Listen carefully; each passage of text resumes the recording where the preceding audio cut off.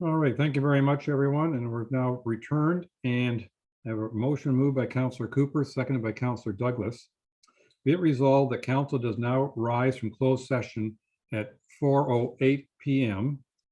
to report council approved special council closed minutes of December 6th, 2021, approved council closed minutes of December 13th, 2021, approved planning council closed minutes of December 14th, 2021, approved recommendations as made by Blackline Consulting, and I should add for clarification in their closed part of the report, and appoint a hiring committee consisting of 3 members of council to assist legacy executive search partners with the CAO recruitment. All those in favor? And that is carried. All right. So now what I think the only item left outstanding on our regular council meeting was the Blackline report of wherever the heck it was, item 13A, I believe. And if I understand it correctly, that we will then get a presentation in that regard, in which we will do some discussion. We'll at least initiate the discussion.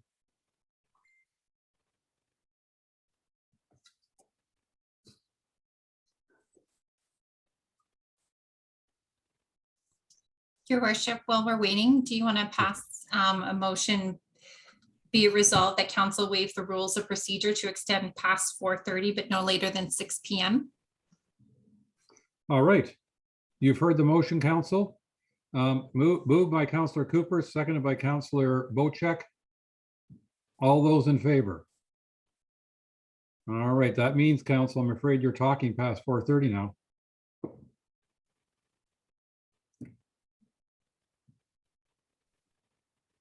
The listening part, that's the challenge.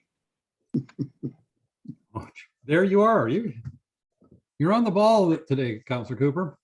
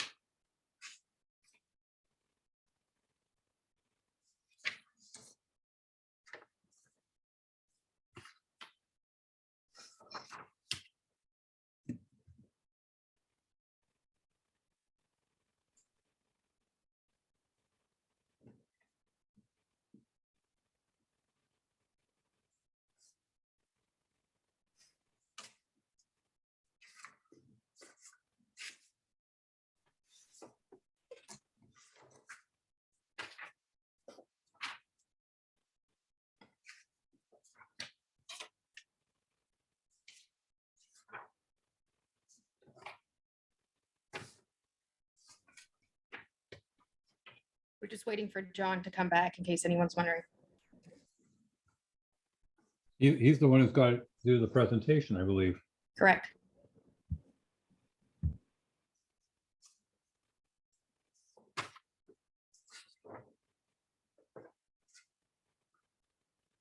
Stephen, Sorry? Stephen.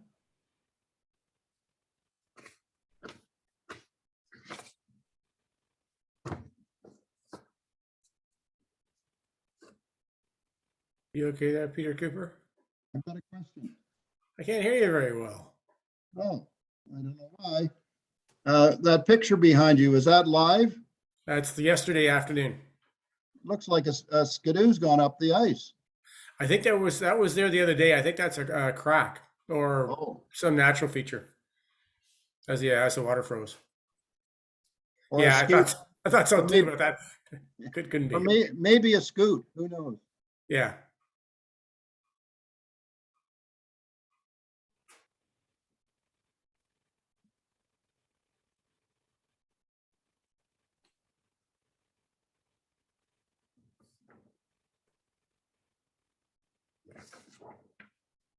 Okay, John's here, your worship.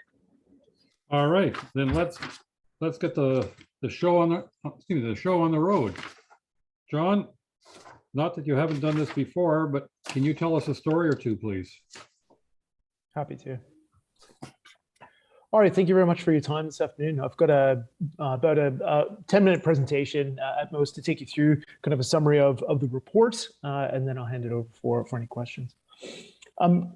In terms of context, just to remind everyone, what the intent was for the review. So this was a corporate services review looking at all of the services across the municipality as well as the organizational structure. The intent was really to look at it from a long-term or sustainable, making sure that the services are fit for purpose for delivery of services to residents.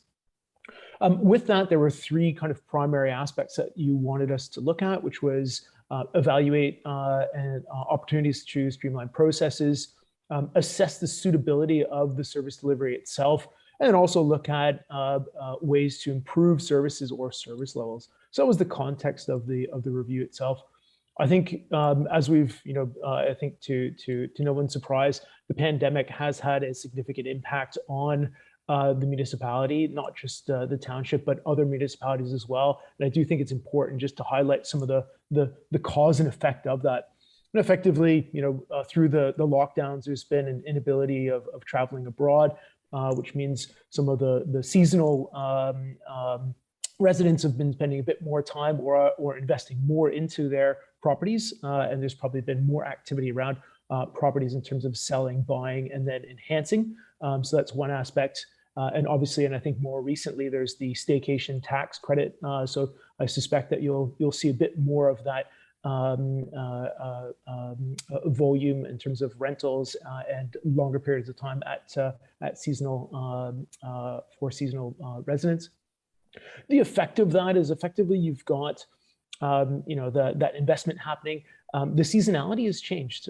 So before, where it maybe have been seasonal residents arriving kind of that May 2-4 and then leaving Labor Day, it's extended. So a longer period of time. And what does that mean? Well, it means a higher work volume. It means expectations are also changing as well because they're investing in their properties and then they want to do it in a quicker period of time. And it's also creating some challenges around managing that increase in volume and change in expectations. So I think it's important just to keep that in the backdrop of your mind.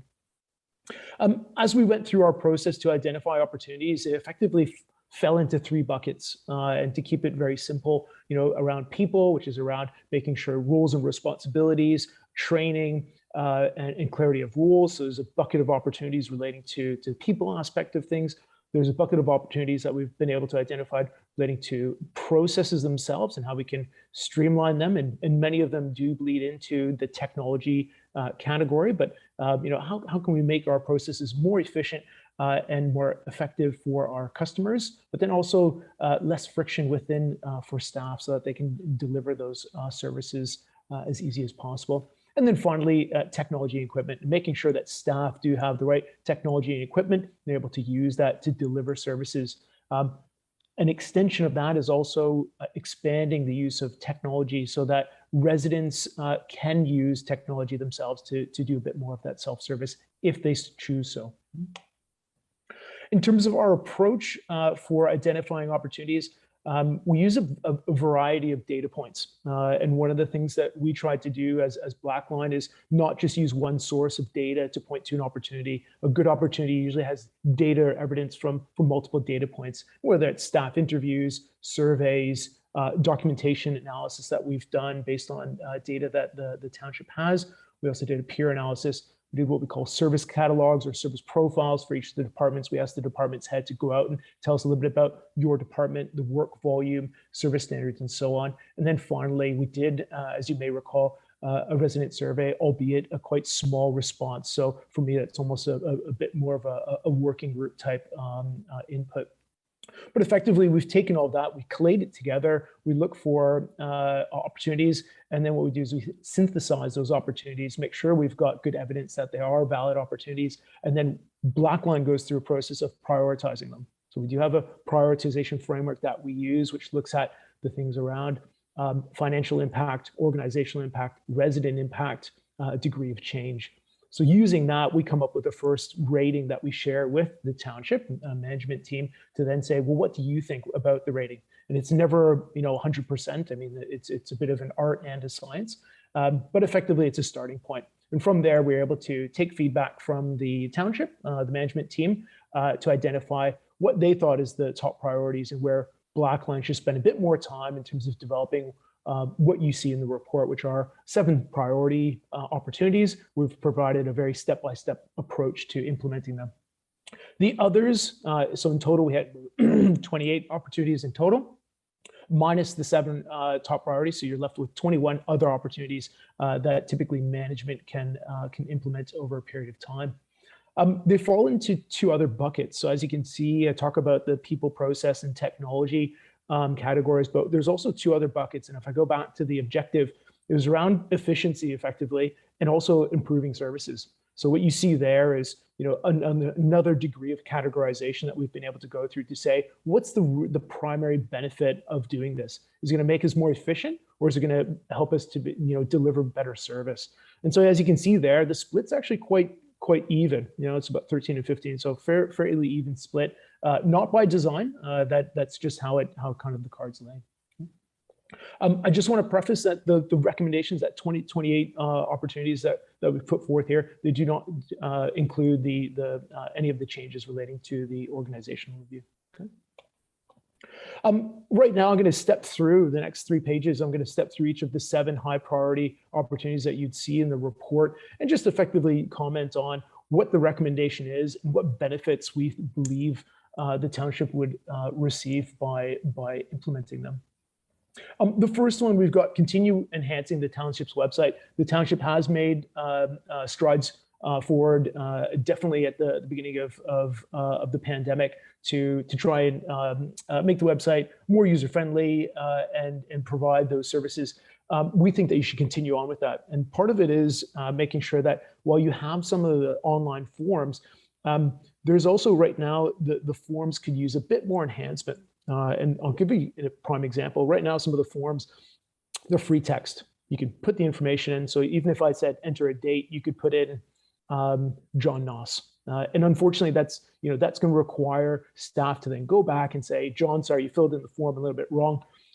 What you can do, and what we're suggesting, is take the forms that you have and start evolving them so that they've got built-in error checking, drop-down menu for a date, so that by the time it gets to staff, it's already been, some of that error checking has been done and there's less back and forth.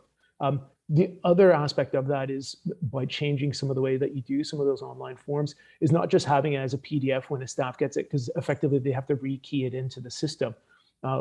From web forms, potentially actually implementing or making sure that it goes right into the system as well. So again, we're trying to make it much more streamlined and less what I'd call friction, less hands touching the process as it goes through.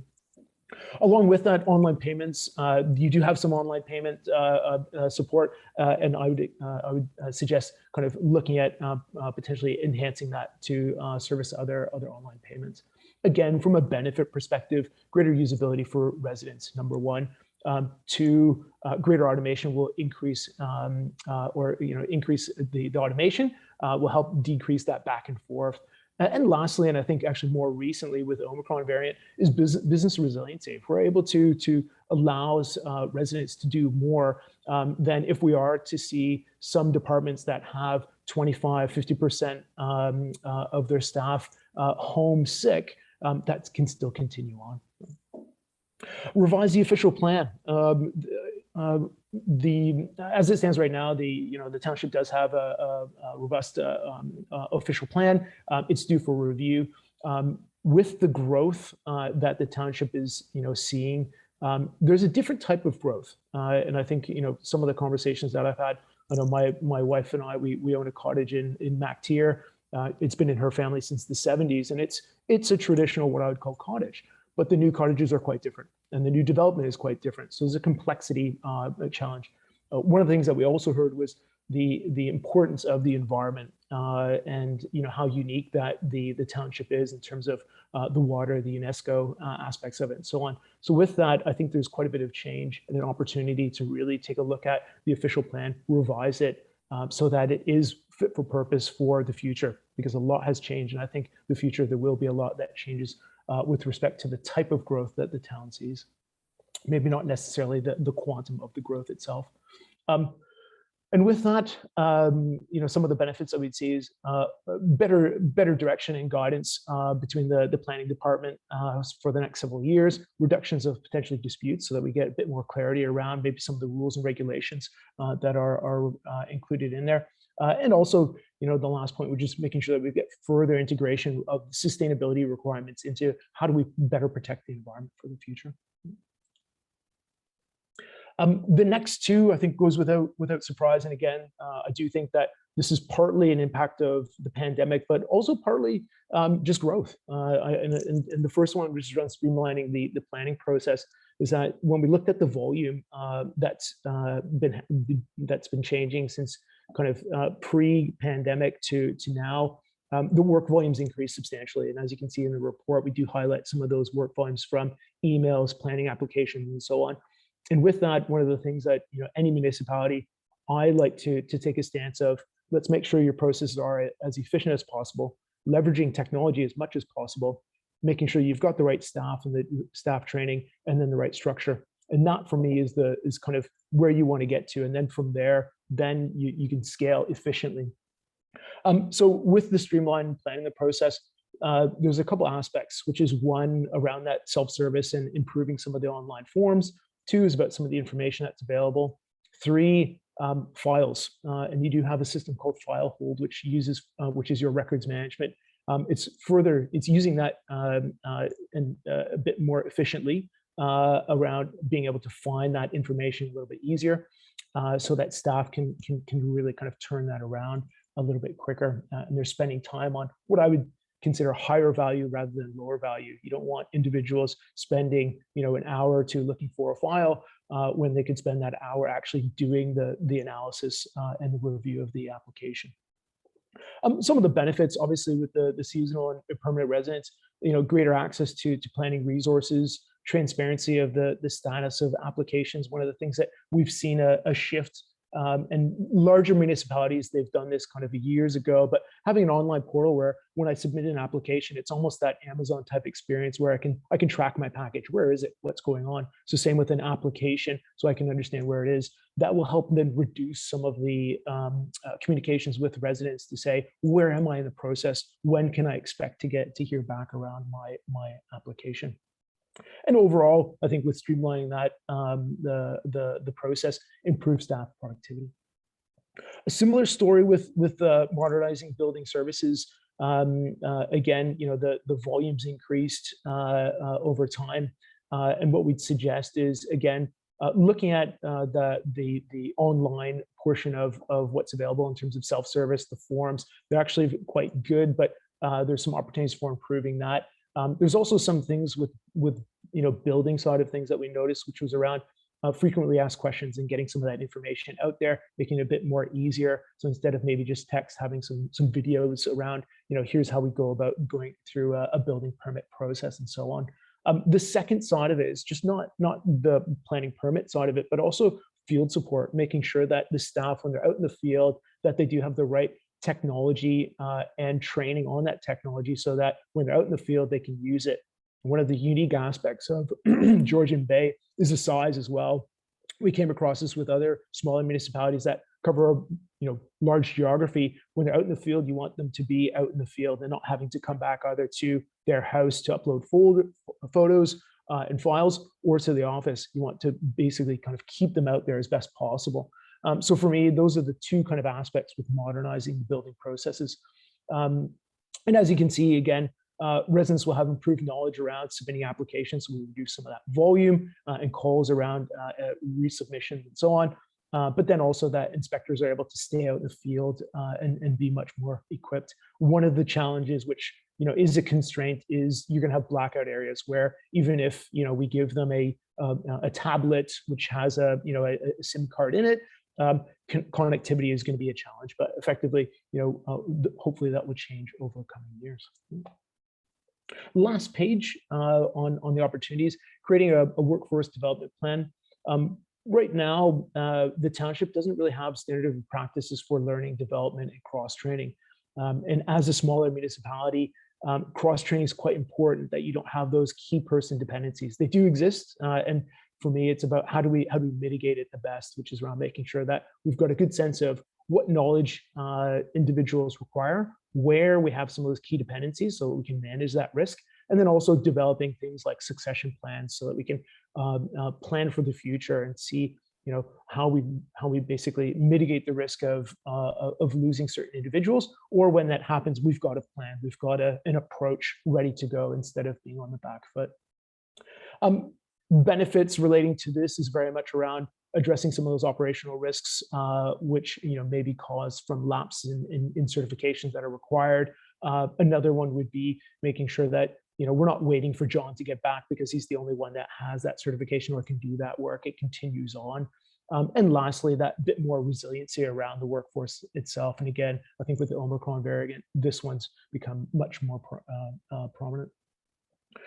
Implement a human resource information system. The township doesn't have one today. That's not uncommon, but there is a growing trend because HR is a key service around mental health, workplace safety, and so on. That it's not just the transactional aspects of HR, but also being able to do a bit more of that data analytics and reporting around HR. You really do need a system to support that. In some cases, these can be an HRIS can be a component of your financial system. However, right now that it's a bit of a gap, and there's quite a bit of paper and PDF type data that's stored, and it's a little bit difficult for HR to deliver some of those services effectively. So some of the benefits would be improved kind of management and staff efficiency instead of spending time looking through old records and trying to crunch information that might be on paper. You're able to do that through data analytics, and also enable management to do some of that analytics and decision making rather than coming to HR. So you could shift that HR role to more higher value activities rather than finding the information. Last recommendation, which is improve solid waste services. Through our review, this is, I think a long-standing issue or at least contention between at the township. We spent a lot of time kind of digging into the history behind it, as you see in the report, to understand that a bit more of the heritage, where it came from and how it's evolved over time. I think some of the key points to bring out here with this service is, obviously it's delivered by the district today. One of the challenges is, with the township has about 45% of households are water access only, and many of all of those residents that are water access only, for them to actually take care of their waste, it's a bit daunting, having to go to the harbor, then from the harbor get in their car, drop it off, and so on. There's no bins at some of those harbor or kind of main hubs, if you will. So what we're suggesting is that while we've done, I think, a cursory review, I would suggest a much more detailed analysis around creating what I would call a business case and a case for change, which is not just a financial, but also looking at the qualitative aspects of this to say, what should the township do going forward? Obviously, right now, the service is in a transition. With the district has just recently awarded it to a third party, which should come into effect November 2022.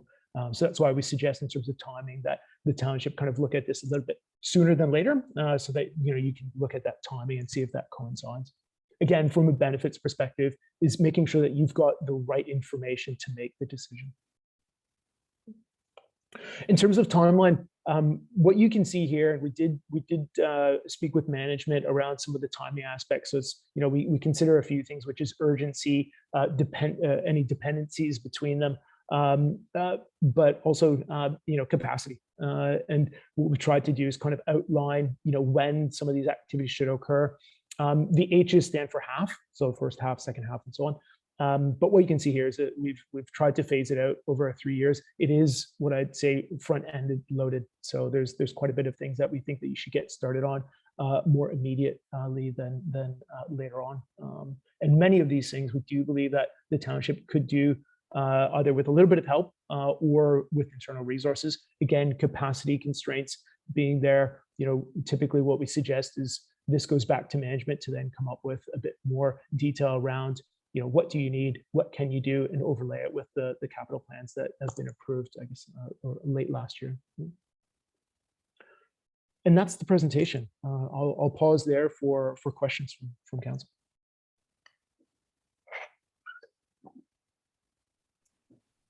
Thank you very much for that. The report was, of course, extremely extensive that you provided to us with lots of different ideas. And I appreciate your relatively brief overview, given all the content. Just for council's information, before we get the discussion going, I have in front of me 7 different resolutions, one for each of those recommendations that we just heard from Mr. Nass. And it basically every resolution says, be it resolved that we approve the recommendation and, do it. I'm paraphrasing, obviously. And I'm not suggesting that we're going to pass all those resolutions today, but I just want you to know that that's what's been provided to me. And if we are comfortable passing at least some of the resolutions today, we can, or if we want to have further conversation. The final one, obviously on solid waste, that's a far more political and more complicated recommendation. So I'm going to encourage us to work on some of the smaller ones maybe today, and that one might require a little more conversation. But with that, I've spoken enough. I see Councillor Cooper already has his hand up, so we're going to start with him and the discussion and questions for this afternoon. Councillor Cooper. Thank you, Mayor Kutzer and John. Once again, what a great report. There's a lot here to chew on, and it's a big meal. So, but just a couple of things for me to get around in terms of my thinking. And this may sound that I'm a bit of a Neanderthal, but I do know that a lot of our community, our seasonal and permanent residents tend to be fairly mature in age. And I think in terms of communicating with them, I think it's important that we have a good website, but I don't know that a great number of our residents, the owners, shall we say, are going to be going to the website to pull up information. So even if we enhance it, what is your thought about communicating more directly with our constituents through emails? And I think there was some reference to that here, but I think it would be pretty critical for us to be a little more proactive from a communication perspective, making sure that we can communicate with that with our community. And we've made suggestions in the past that maybe we include something in our tax bill. Please provide your email address so we can make you aware of things that might be important to you, as opposed to expecting our constituents to constantly go to the website. I don't see it happening. I could be wrong. I go to the Weather Network every day, but I don't go to our website. So what are your thoughts on that? That's my first question.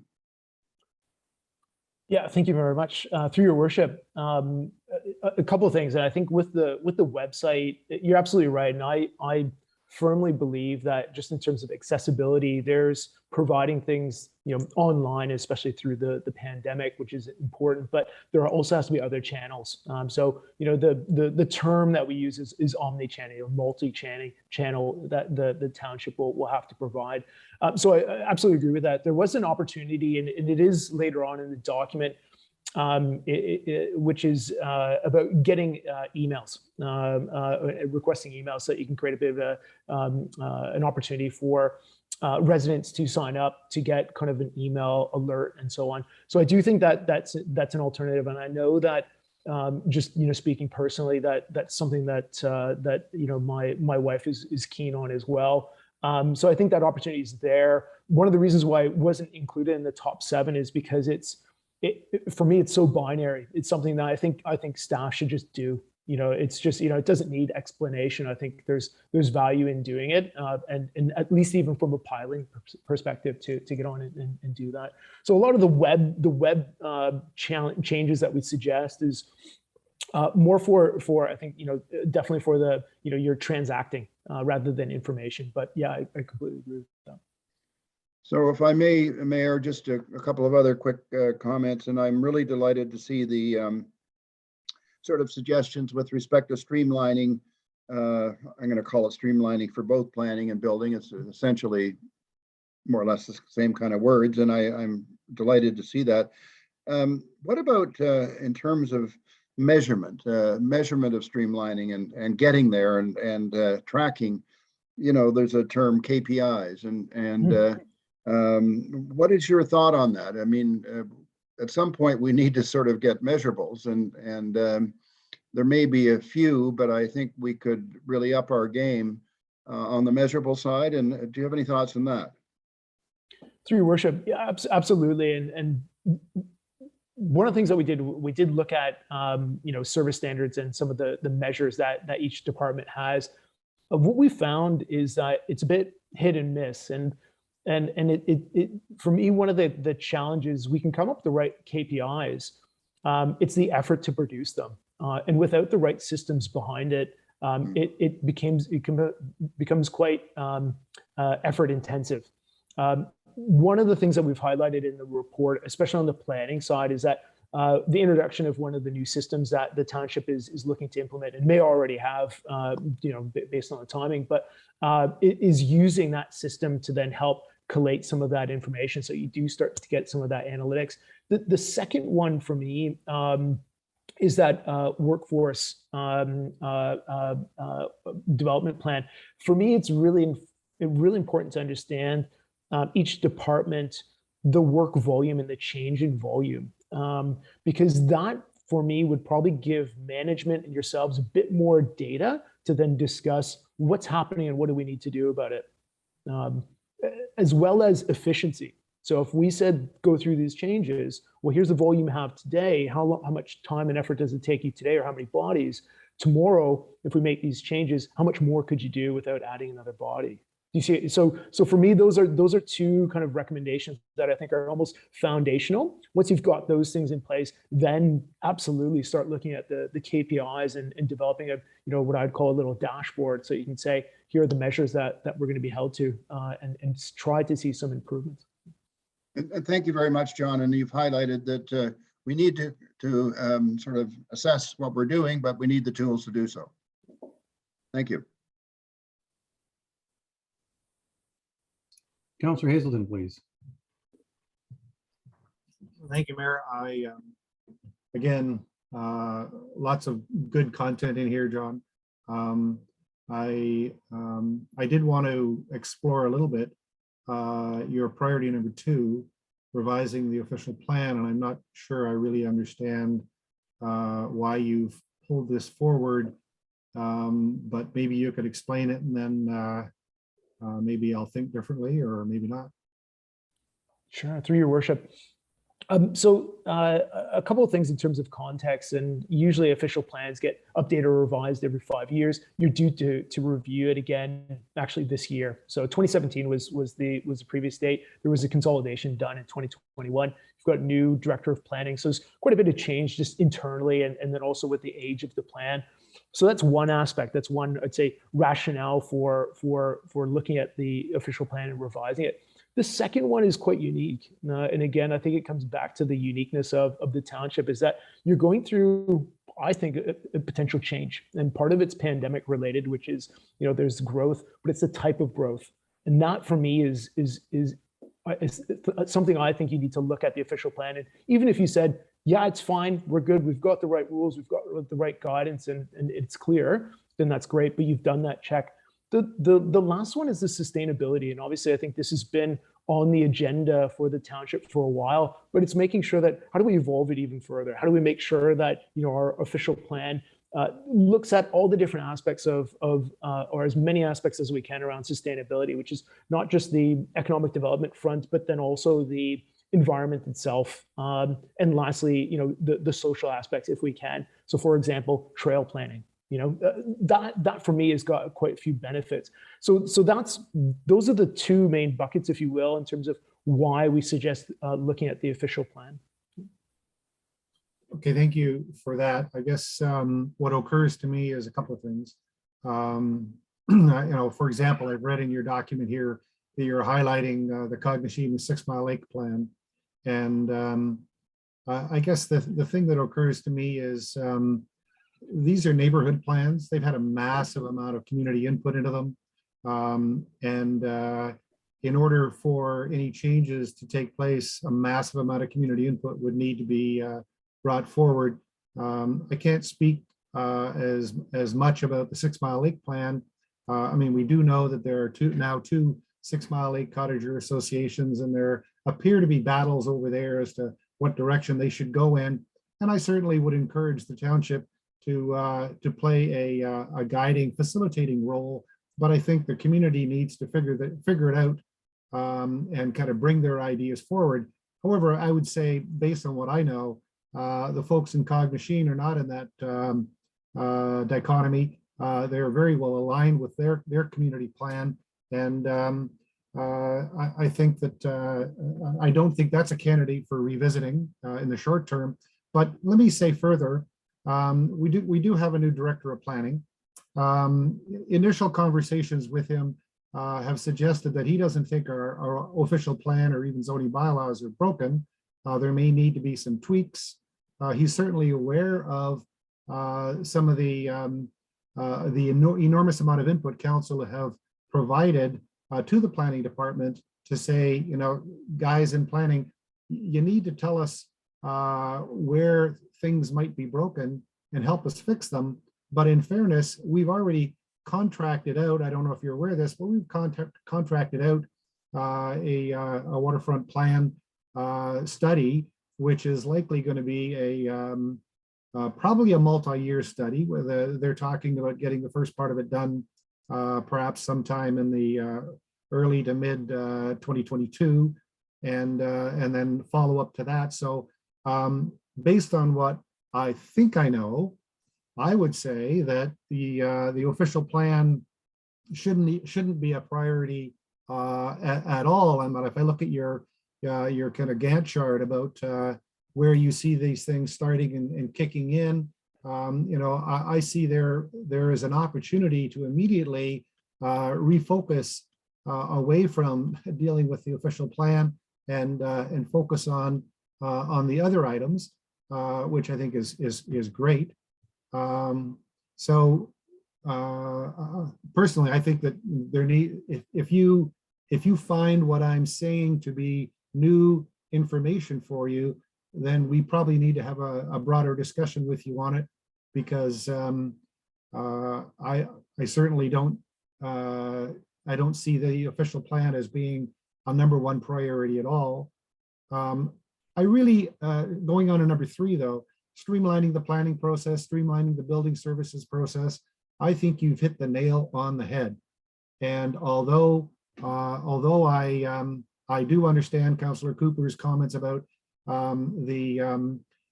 some of the residents may not be as tech savvy, I'm going to put my library board hat on here for a moment and say that perhaps we could be working cooperatively with the library, which, by the way, works very effectively during election time to help people who are not tech savvy to go through the technology of voting. Well, maybe we want to establish a relationship with the library where people can get access to technology, and perhaps have some library staff have a little bit of expertise to help people go through filling out planning applications and building services applications and so on. And that would certainly alleviate the kinds of concerns that Councillor Cooper brought forward. Creating a workforce development plan, I couldn't agree more. I guess one of the observations that I had when you were talked about it here is that we don't have a plan in place. I think elsewhere you have helped us understand we don't have a lot of history or tenure within the township, and this just seems to be a kind of a natural to help us add structure to an environment to bring us forward in an effective direction where we haven't been. And then kind of in round one here, my last comment is about your solid waste services. Actually, I'll make one other comment, but and regarding your solid waste services, I really like what you are suggesting here. We have done nothing for 2 years. Sorry, we have had no progress in 2 years on this topic.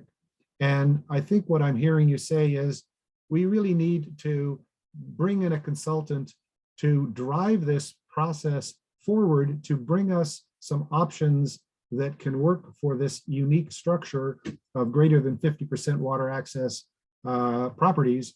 And I just love that idea. I know it's going to have some cost associated with it, but when we look at 2 years of no progress, it's time to spend some money and force progress. So a couple other things. You did talk about the email requirement. I see that you've got that as a 1.9 on your scale, so it doesn't pop up to the top. But I don't know, maybe there's a way we can arbitrarily just bump it way up to the top, because we have been talking about this for our entire term, and staff have continually told us that they can't do it for this reason and they can't do it for that reason. But, and I'm not saying that those are not valid excuses, but I think the time has come for us to finally say, I don't care what the reason is, we have not been able to do this in the past. We need to find a way to make this happen so we can, in fact, communicate with our communities. And I'm going to highlight something for you. One of the things that often we hear from other counselors is, well, we just go to the cottage associations in the community and they have lists of all the people in the community, we'll talk to them. Well, I want to highlight for you that in Honey Harbor, we have a general association, Honey Harbor Association, which is not particularly effective and doesn't represent more than maybe 25% of the community. And we have a whole collection of road associations. We have a South Honey Harbor group. And the only way you're ever going to reach people in Ward 4 is to exercise all of these linkages and all of these points of community input. And you can't go to a single association, because that will guaranteed be a fail in Ward 4. So, you know, I want, given that you're bringing all this information forward and you're helping us understand things that we could be doing, should be doing, I think it's really critical that you understand that that is a real shortcoming of the ward that I'm responsible for primarily, and that we need to find a way to solve that ability to communicate with our residents and do whatever we need to do. My final point, if I may, is in Appendix 1, your Rutgers E-Performance Index. And I love what you've done here. And I want us as counselors to truly internalize what you're telling us. And what you're telling us is, on a service and a content and perspective, we're pathetic compared to our peer municipalities. We're doing poorly on usability. But more importantly, against all industries, we're pathetic across the board.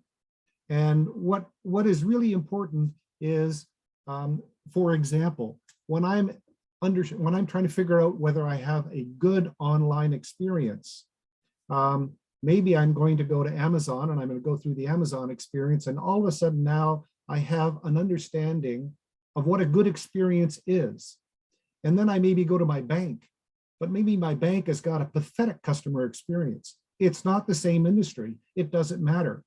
We as humans have learned to measure the next online experience based on the last online experience, regardless of what the entity, the business, the organization, or whatever. And so when we have great customer experiences in one industry, we don't say, well, I'm going to another industry, I expect it to be pathetic. I expect it to be just as good. And so your chart really is telling us we are really, really broken, and we need to focus on very, very aggressively focus on getting better and improve these digital performance measures. So again, thank you so much for illuminating this for us. And I think that it will help us as we start to go down the path and fix all these things to understand that it's not a little bit of change we need, it's a lot of change. Thank you. Thank you. Councillor Hazelton, I'm going to object to your use of the word pathetic when referring to some of our performances, especially when that report says that we're performing in line with peers. I think your term is a little harsh because some people might judge it as a very harsh statement on staff and the work that they're doing. So I'm just going to make that comment. Well, With that, Mayor, I'm going to just respond to that. And we're not in line with our peers. When our peers are 33 and we are 14, when our peers are 30 and we're 21. Well, perhaps if you read the report, he would say what he's comparing us to is the perfect score. And he does say the first graph compares the township standard score to a perfect total score. Broadly, the township is performing in line with peers. Okay. That's a direct quote. With that, we'll go to Councillor Jarvis, followed by Councillor Bocheck, please. So all municipalities are pathetic is basically where we're at. So maybe we would like to be a step above them anyway. I was going to comment that I couldn't identify with that statement as well, but I know we got a long road ahead of us and we got a lot of work to do. Once again, John, great work. Really appreciate it. I'm very much in line with almost everything you've recommended and your thoughts there. I will comment though, again, agreeing with Councillor Hazelton with regards to our official plan. If we're up for review, I would like to see us go through the review process and then perhaps at that time decide whether we want to go through a revision or not. But I think we got a lot of other things we got to work ahead on. Both Councillors Cooper and Hazelton have commented on our the website experience. I have been to the website a number of times on a regular basis, and I find it rather perplexing, to say the least. Not that I'm particularly good at this stuff anyway, but it should be a smoother process than it is, and I like the concept of getting it sorted out and making it more user-friendly experience. Communication, as commented on, is a huge issue for us. Namely, that I think part of it is the fact that a seasonal community is more concerned with their day-to-day vacation time than they are with what's going on in the community, generally speaking. And until something happens in their backyard, they don't really want to talk about things. And so we've got to try and get more involvement from them. I think part of that is making the web experience, our website experience, a little bit easier for them. And two is, as per Councillor Cooper's comment and Hazelton, is finding a better way to communicate with everybody to try and get them more involved in what we're doing. I think that's really, really critically important. I think that we're seeing comments recently on our noise bylaw, on our lighting bylaw. Those are issues that are right in people's backyards. Like, they see that, they hear that, literally. So that's why we're seeing interest from them.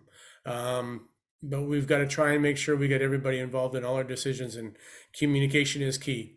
And I think you've done a great job here, and I appreciate it very much. Thanks.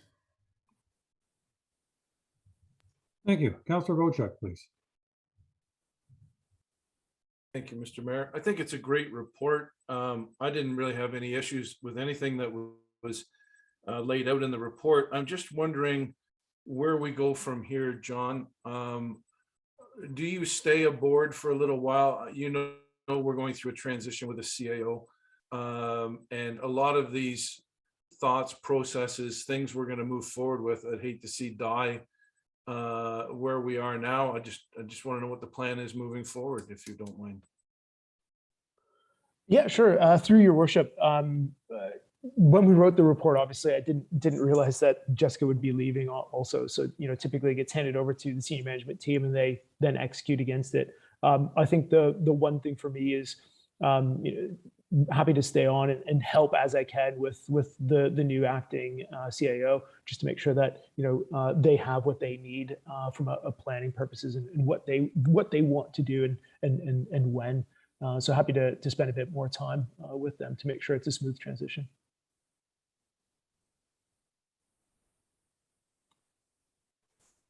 Councillor Douglas, please. Thank you, Mayor Coetzee. John, thank you so much for the report. It was, I thought, very well done. Hit on many points that obviously are things that we need to work on, and we have a lot of them. I think we have to sort through, you know, the priorities here, and I agree with Councillor Cooper and some of the other councillors, or maybe it was Hazelton rather, in regards to the official plan. I think we do have to stay on top of that, but it may not be our most critical thing right now, in my opinion. Also with the communication, Councillor Jarvis, you just absolutely hit it right on the head. People are up to have holidays in the seasonal, and that is a big portion of it. And unless something is pulling right in their backyard, they really are only interested in, you know, sitting on their dock and socializing, and I can understand that. So how to get to these people? I think that's a discussion we really need to keep, you know, continue to discuss on how do we get our population involved, because often it's reactive and not proactive, and we need some proactive conversation with our seasonal people for sure. Whether that, you know, that's a whole discussion its own. But overall, thank you so much for your report, and I hope we do see you stay on a little bit to get us through the next few months on how we implement some of this stuff. Through your worship, just one point of clarification. I think Council Hazelton mentioned it. The recommendation number 7, and I just want to make sure it's clear so everyone's, you know, when you start looking at the resolutions, recommendation number 7, which is around improving the waste services, is to get you to a point where you can make a better decision. So it's approving the analysis so that, you know, you'd have someone do the analysis, make sure that you've got all the information, you've got that business case to then come back to council to make a decision. So it's not deciding on what we do today. It's you know, investing some time and effort behind it to make that analysis and come back with that case. So I just want to clarify that, because it's an important point for me. All right, thank you very much. I think I'm going to, on behalf of Councillor Wiancko, express his apologies, and he would like to have been here for this discussion, but unfortunately had another commitment, in case any of our viewers are wondering, because he definitely felt the value of this discussion and will be part of future discussions on these topics. I also am very appreciative of all the work you've done. I give full credit to our staff, who I know participated actively in this, and they are all our staff are very interested in improving the work that they do, and you know, and that started with CO Gunby. They are the ones who wanted to get this report to know how they can do a better job, and I commend staff fully for that. And I know that they will be keen, active participants in improving the services that they provide for our residents. You know, the first item you mentioned, continue enhancing the town website and the communication. Yeah, I think that is a challenge for us. I fully agree that that's worthwhile, and I'm glad to see that the township has initiated that. They're starting, the staff are starting to make those improvements, and will continue to. Again, I know they're keen to do that. And we've often talked about the communication challenges with regard to some of our residents and trying to get the message out to them, and that's absolutely there. And Interestingly, I had a conversation with a neighbor here in Barrie probably last week. And he was bemoaning the fact that we'd lost our local newspaper. And one of the reasons he complained about that, he said that was always a useful place to find out what was going on with city council and decisions and files in front of them. Whereas now there's a number of different sources, but none of them are as complete or as reliable. And so I think that further, given the change in media and how we always used to be able to read newspapers and things like that, ability to get the message out where people can see it, I think is really important. Revising the official plan, in a sense, we've already initiated that. When I say that is that we've asked our staff and a consultant to review our waterfront plans and whether or not what room for improvement there is, what inconsistencies there may be from one area to another. And so I think part of that has been initiated, and I believe in those discussions, we are recognizing that probably next term, and of course, the people you see in front of you will be gone in a year's time. Well, some of us may come back, some of us may not, only time will tell. Next term, I'm sure the official plan will be reviewed, and to what degree and how extensive, that'll be up to council and whatever staff and consultant recommendations we get. But I'm pleased to see in that one as well that we have started some work on that. And everybody is keen on this waterfront plan review to see where we can make some improvements.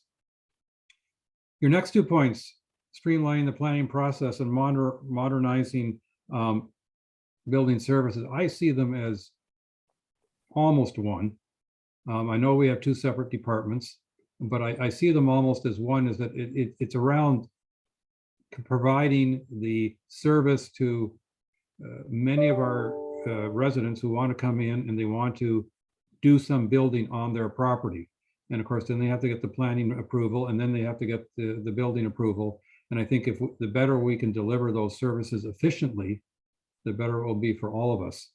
I also, 5 and 6, I know they're not the same, but I see them somewhat related, because both of them have to do with our staff, our human resources, and how township staff are best given the opportunity to do the best work they can. And I think that's always important, and I'm very glad you had that included. And improve solid waste, as has been observed already. I mean, not only is that a political challenge that is bigger than just the township, but the frustration, as you well know, is all councillors feel the frustration that hasn't moved as far as we wish it had in the last couple of years since we knew this challenge was being put in front of us.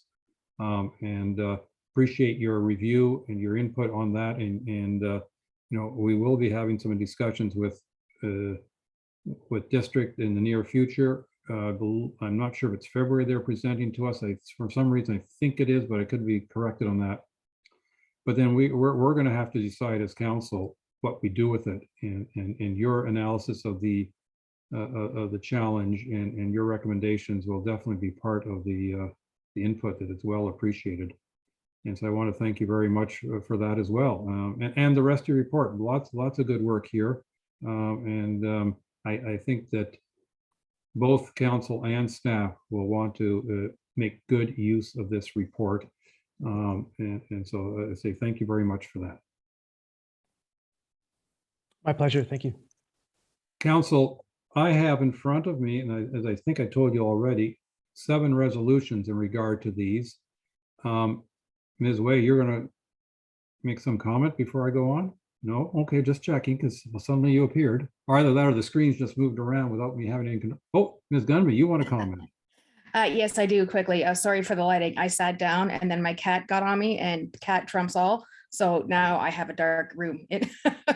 So I just wanted to say that there's some items you may not feel you need to pass, like the resolution that states start the review of the official plan. You might not need to pass that because it's already sort of in play. And the first one that says the resolution to improve website services. I know Julie has she's already done a lot of improvements on the website. So you might just want to verify if they even actually have to be passed. I just provided one resolution for each of the 7 recommendations. Well, then I thought what I would do is read each resolution and then have council discuss briefly whether we want to pass it or just not, or revise it, and at least get some input going. I do believe that this is a report that we will be discussing actively into the future. And that, I don't expect that even if we passed all 7 resolutions, there's no way that would be the end of the discussion.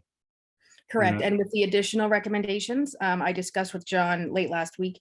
I didn't know if there was a resolution needed for that, but there is not, because the additional recommendations are just left with staff to implement. All right, and obviously for council to review, and if they feel inclined to make a comment, I'm sure they will. I have one. Okay, these are slightly different. I'm going to go to MCSO review resolution. Let me try to improve my reading skills. The Municipal Core Services, an organizational review resolution number 2, because that ties in with recommendation number 1. So I apologize, Karen, but I'm just changing the order slightly here. Yes, I know, I have to keep you on your toes. And that is moved by Councillor Hazel and second by Councillor Jarvis. Be it resolved that the council approves the recommendations from the Municipal Core Services and Organization Review from Blackline Consulting. Remember those words, because every resolution starts exactly that way. And continues to enhance the township's website to include more self-service functionality by including more online forms and expanding online payments. I got a thumbs up already, but I've got a couple thumbs up, but I do have a hand up from Councillor Cooper. So let's see how far we go with this one. Councillor Cooper, please. Well, certainly I want to enhance the website, but I think we discussed that we need to figure out a better way to communicate with a lot of our constituents, and it was noted. I think John agreed that we need to get email addresses so we can directly communicate with our constituents. So website is one thing, but that we were pretty strong about the idea of being able to directly communicate with our constituents and figuring out a way to do that. So is there any way that we cannot add that to this resolution, for example? And explore, Ms. Gunby, you have a recommendation or suggestion? No, I just want to clarify that a resolution passed some time ago for staff to look at a communication sort of system with other with systems, and that has since been passed on to our communications and sustainability assistant, and that is her role now, is to find this new process and implement it. So that's already been taken care of. That's an older resolution. And Okay. that included exploring email options or possibilities? It's her role to determine the option she's going to explore and come back and let council know. Okay. And so just to be clear then, because this is a critical point, when would that be happening? Do we have any timelines on this? My last day is Friday, so probably sometime after that. Ooh, then I'm going to go to the acting CAO as of Saturday, Ms. Boutiette, even if it says Director of Financial Services beside her name, and ask for her input. Through your worship, we have actually set up an internal committee called the Communication Committee, and they are working actively currently on 3 projects. The first one being the voice over IP for telephony system. The second project being AV council chambers, and the third project being an email communication / integrated system with possibly other sources such as social media. So this committee is made up of 3 staff members, and they're writing their first report for February, which is about the phone system, but they are working those 3 projects in parallel. So you'll be seeing all of those in 2022. Can you put that to music? Because I'm sure that's how it sounds to my ears. Well, thank you. Thank you very much, Julie. I think what we've heard for some months and years is that we need emails. Thank you. Maybe All right. numero uno versus number 3. Thank you. All right. Any other comments on this particular resolution? Are you ready for me to call the vote? All those in favor? And that is carried. Thank you very much. And I'm very glad to hear that we already have a committee working on the communication side. That is excellent. Next resolution in front of me starts exactly the same way, that we approve the recommendation and hire a third party to commence the review of the official plan. That's how the resolution currently reads, and I'm already seeing head shakes, and I think CO Gunby already predicted those head shakes, because we've already hired a third party to commence a waterfront plan review. So we've actually gone part way already. Councilor Bocek.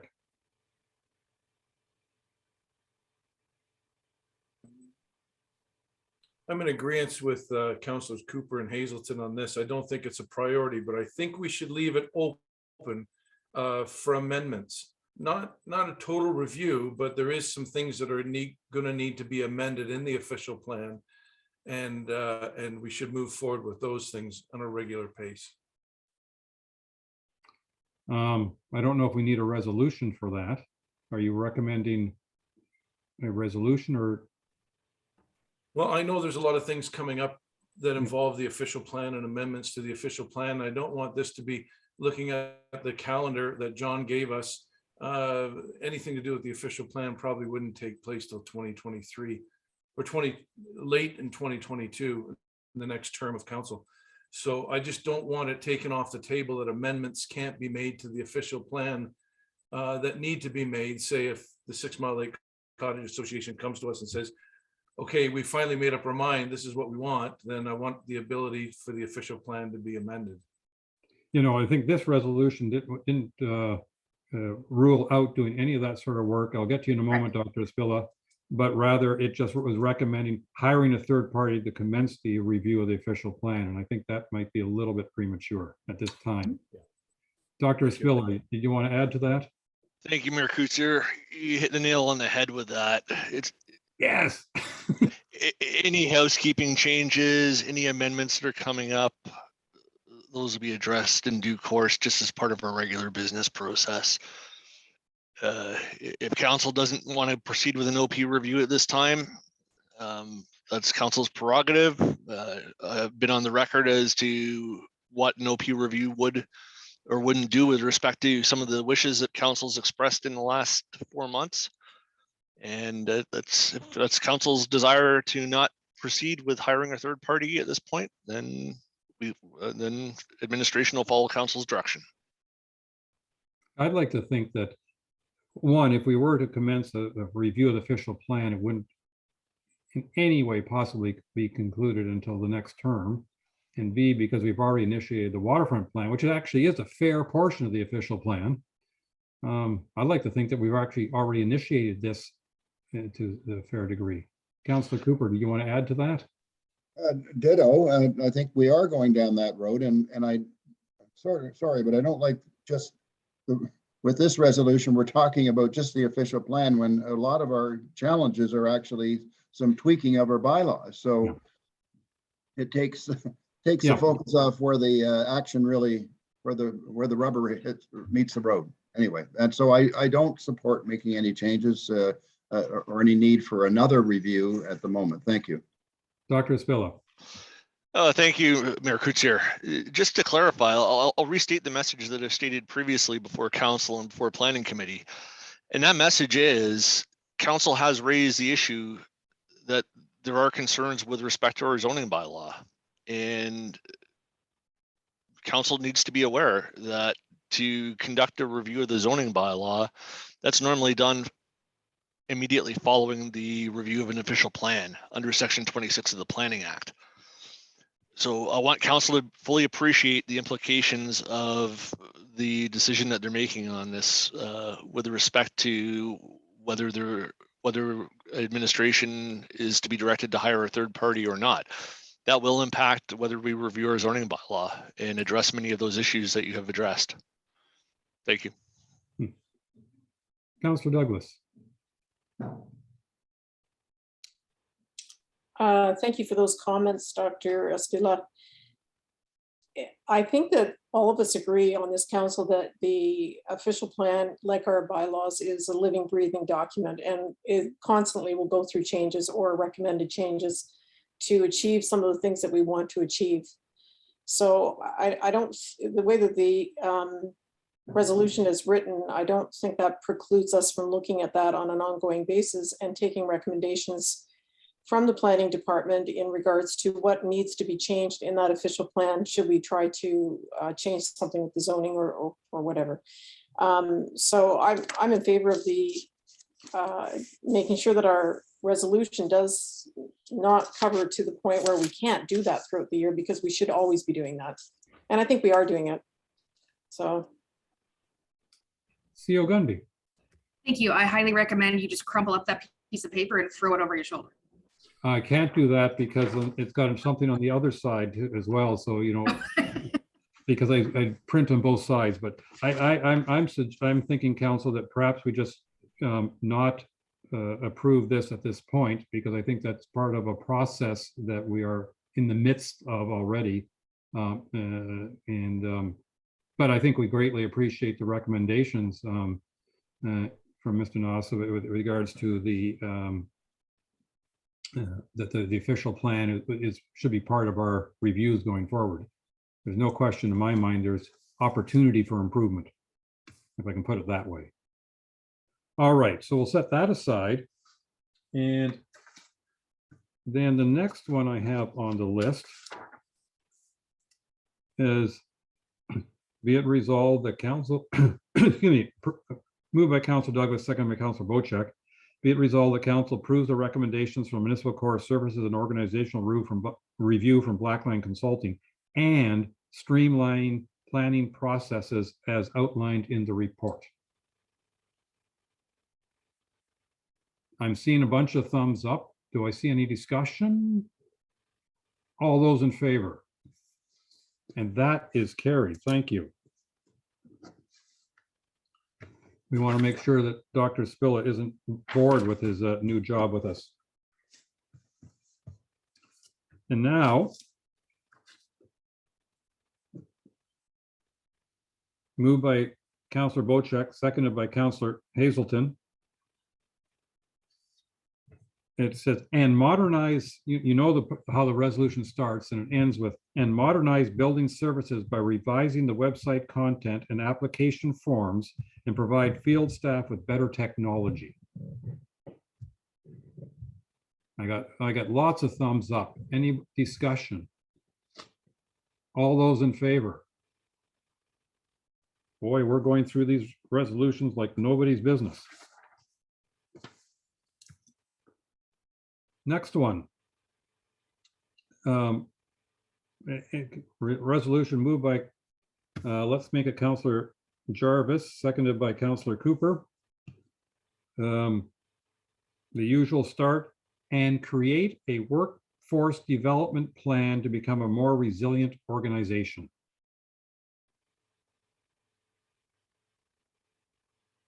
Any discussion? All those in favor? 1, 2, 3. There's hesitation there. Councillors Douglas and Bocek are hesitating. Do you have any questions or comments? Councillor Douglas. I think that we're always trying to do that. So I'm not really quite sure what that's a pretty broad, to me, it's quite broad. I don't know exactly. Is there a plan? Oh, I really don't know how to answer that question, to be honest. Can we get a little more explanation on what that means, please? Sure, certainly.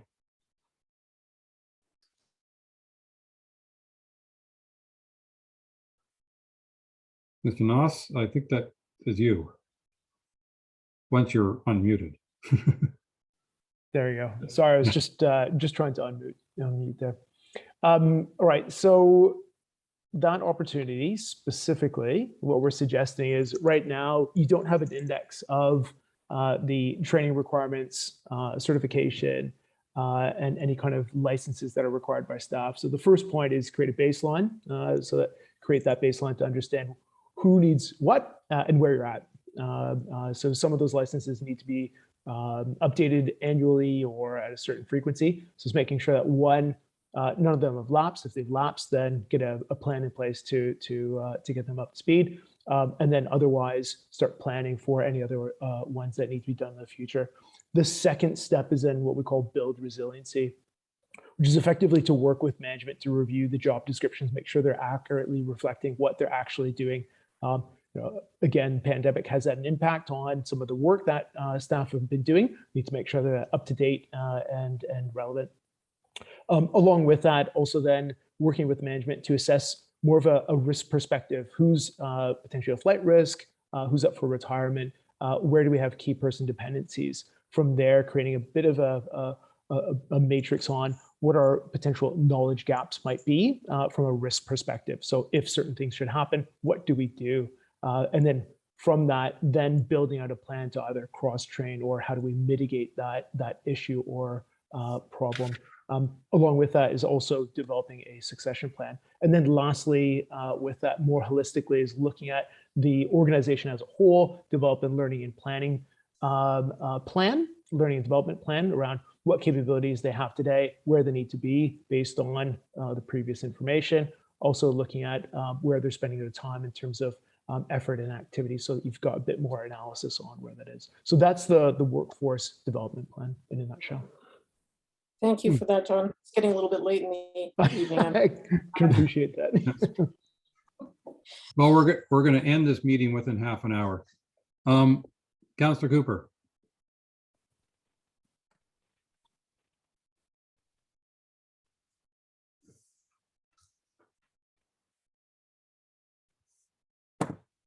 It's the unmute button. It's not working. There we go. It wouldn't unmute. They wanted to shut me up, obviously. Anyway, and I don't blame you, but so basically, John, this is sort of a focus on enhancement of our human capital and in various forms, but it's a sort of a human capital initiative, and I think that's great. So I support it, and will be thumbs up in due course. Thank you. Councillor Bocek. My hand was here when it should have been here. What is I that? did, I did vote. You thought I didn't vote. Yeah, I didn't see it, but okay. The sun's gone down. It's getting a little dark in here. Okay, I'm going to try it one more time, and as a bonus, I'll read the full resolution for you. Moved by Councillor Jarvis, second by Councillor Cooper. Be it resolved that council approves a recommendation from the Municipal Course Services and Organizational Review from Blackline Consulting and create a workforce development plan to become a more resilient organization. All those in favor? And that is carried. Thank you. Mayor, can I ask a very quick question? Yes, sir. Blackline Consulting recommendation for the previous item we passed, being modernized building services, had a timeline to kick in H2, and I'm wondering, is the resolution that we passed going to be reflective of Blackline Consulting's recommended scheduling start time, or are we suggesting it's a different start time? Good question. CEO Gunby? Thank you. So I could take it from the resolution stating as outlined in the report and the recommendations. So the recommendation in the report states those timelines. Thank you. And then we'll learn from staff and our new acting CEO going down the road whether there's any reasons that those deadlines, or sorry, that schedule can't be met for one reason or another. We never know what will come. We have another one in front of us. Just one tidbit. I just wanted that to be clarified because the next item doesn't start until 2023. I know we're going to have lots of other conversations about the Black Line report on other things. I just thought it would be important for us to know that it doesn't start till 2023. Be it resolved that this is moved by Councillor Hazelton, seconded by Councillor Jarvis. There you go. That's what's in front of me. Be it resolved that council approves the recommendations from the Municipal Core Services and Organizational Review from Black Line Consulting and implement a human resource information system to automate HR services, including self-service to staff and management, and to provide greater data analytics. Any comments or questions? Councillor Jarvis. Yes, I'm in favor of it, but I'm just wondering, is it possible, and I'll direct this to our acting CAO, is it possible some of this is already in process? Okay, so I thought, thank you. Through your worship, yes, we did bring forward an MERP system, municipal enterprise resource system, and a lot of these things are a subset of that system that's going to be implemented in 2022. It's I was nice just to gonna give, say my seat isn't cold yet, Councillor Jarvis. I'm still here. I could have answered that. but would you have answered it the same Oh way? dear. Well, not I'm in with the trouble and you accent, haven't no. left yet. Darn. Who? I don't know. It's nice when we give staff a resolution of work to do and they can say, well, they're already halfway there. With that, all those in favor? All right, and that is carried. And my final one in this whole set is moved by Councillor Jarvis, seconded by Councillor Bocek. Be it resolved, the council approves the recommendations from the Municipal Core Services and Organizational Review from Black Line Consulting and commission the development of a business case of solid waste services immediately to decide on whether it will transition to the new service provider in November 2022 or select a different service delivery model. I think that we have to be very careful with this resolution. I want to get the staff recommendation here, because what we're doing here is we're saying how should I put it? It mentions transitioning to a new service provider in November 2022, but that is actually a district responsibility. So this, are we stepping out of bounds with this particular resolution as it is currently written? I mean, I don't want to getting our hands slapped is one thing, but getting our fingers cut off because we went too far is another thing. So I just want to be careful here. CO Gunby. Thank you, Your Worship. I recommend that since we do have a meeting in a few days with staff at the district, that we talk to them about this resolution first. And then when we come back to talk about that one outstanding matter from closed session, we can talk about this as well. Okay. I like that recommendation because I also believe, if memory serves, district was planning on presenting to us in February on solid waste. I think that was their intention. I don't know if that's been booked yet or not. I think that this meeting that we're having is going to be leading up to the booking of that. So I don't want to guess ahead of ourselves, but we'll go Councillor Cooper, followed by Councillor Bocek, please. Thank you, Mayor Kutsier, and certainly to CAO Gumby for her response. I just would like to remind us that we are acquiring services from the District of Muskoka, and different municipalities acquire different services from the District of Muskoka. Lake of Bays is a good example. So we are somewhat in the driver's seat is what I'm saying. They can't tell us we have to take this service versus that service. It's services that we've chosen to take some time ago. And I think we need to be careful to allow ourselves future flexibility to not give the impression that whatever they tell us will jump through hoops. I just think that's not what this is about. So sorry, but that's the way it's supposed to work between the two tiers. And so I would suggest the other thing is that It's great that we're going to have a presentation in February, and I'm delighted that you're having a meeting with the district in a week's time.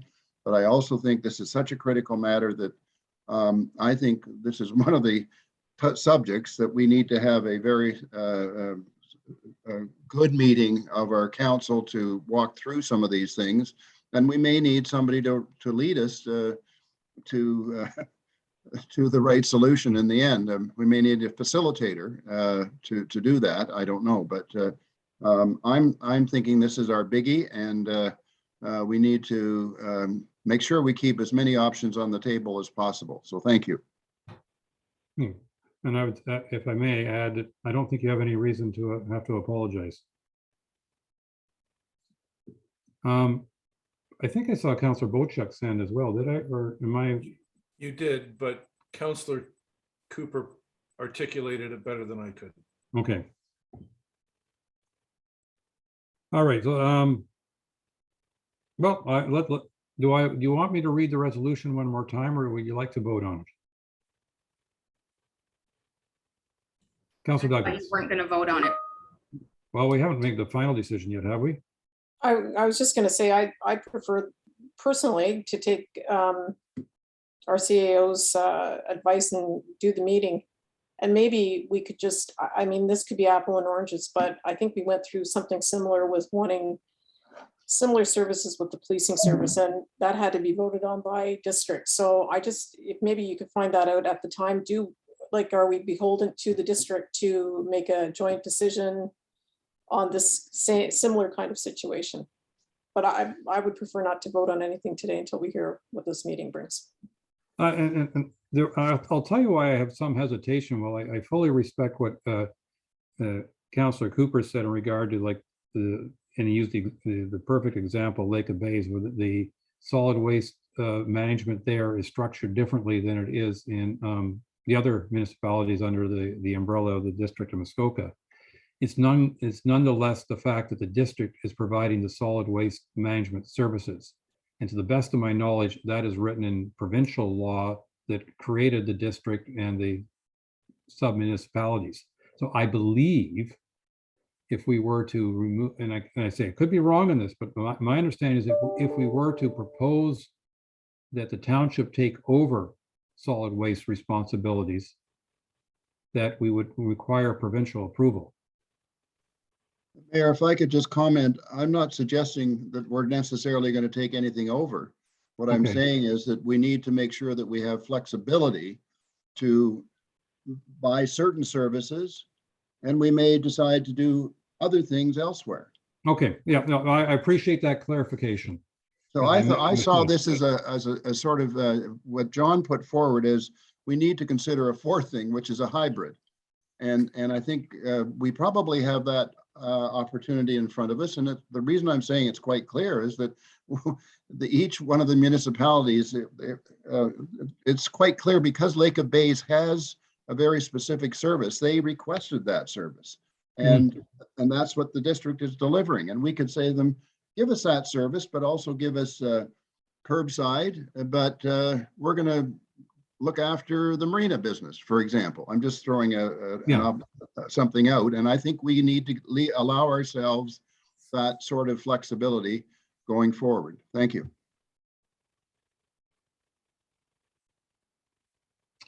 Okay. With all that, I can call the vote on this, or we can postpone it until next month. Councillor Hazelton.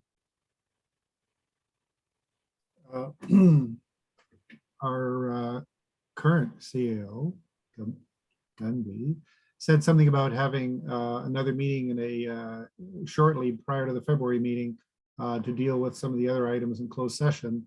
And she had recommended that we delay until after their other meeting. And I'm wondering, from a sequence standpoint, although I would like to vote on this today and say gung-ho, get her going, I'm not sure a couple of days or a week is going to have much impact. And I'm just kind of wondering, could we get an idea of a targeted date for this next meeting to explore and continue the closed session topics. Clerk Way, thank you.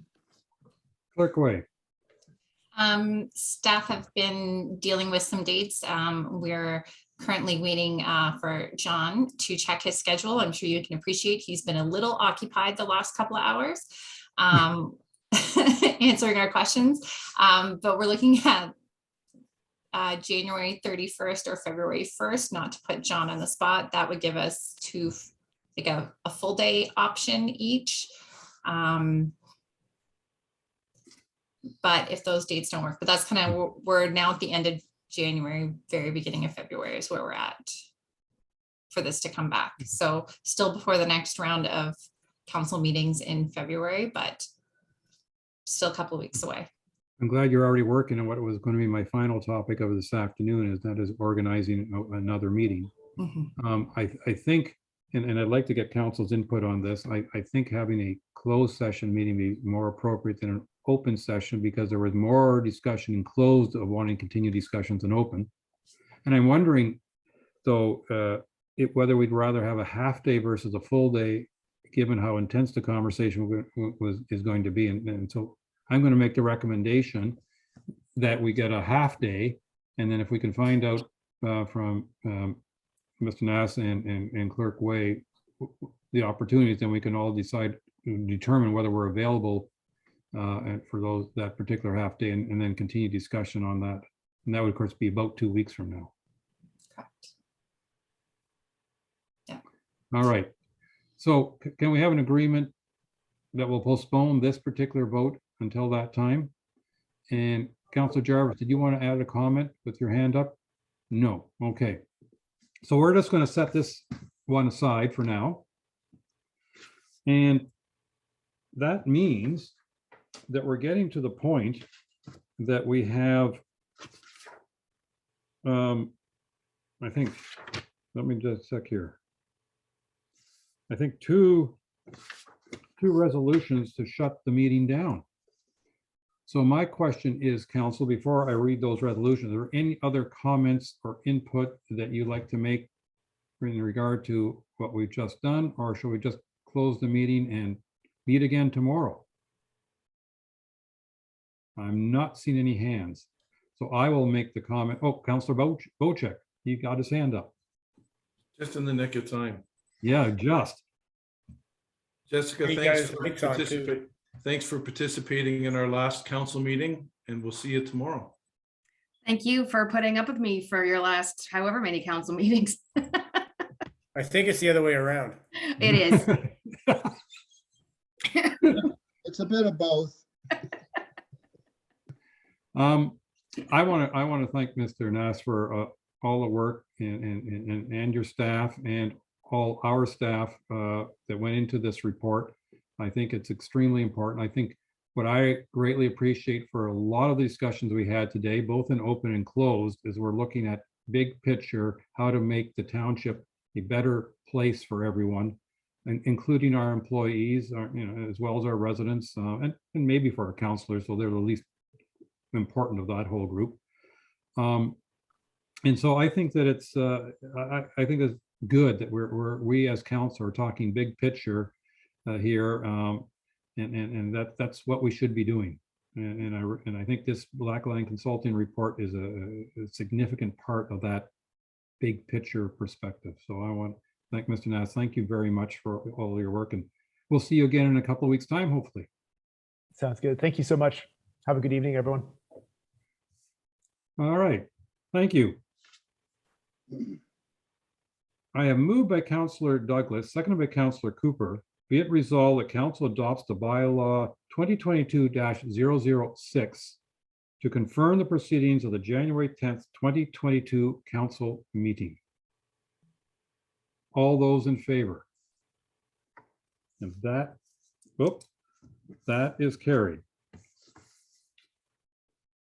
Moved by Councillor Bocek, seconded by Councillor Hazelton. Be it resolved, the council does now adjourn at 5:42 p.m. until February 14th, 2022 at 9 a.m. or at the call of the chair. And I suspect in the next few days, you may get a call of a chair to reconvene before then. but nonetheless, the default is Valentine's Day for our next council meeting. And with that, all those in favor? And that is carried. Council, staff, and anybody watching us, it's been a long, full day, but I think we've achieved some very good discussion during today, and I appreciate that from all of you and everyone's input and work behind all this. Thank you very much. Here. See you tomorrow. Thanks, Hey, You guys everybody. hope you're doing You better can do it tomorrow all than over there. again.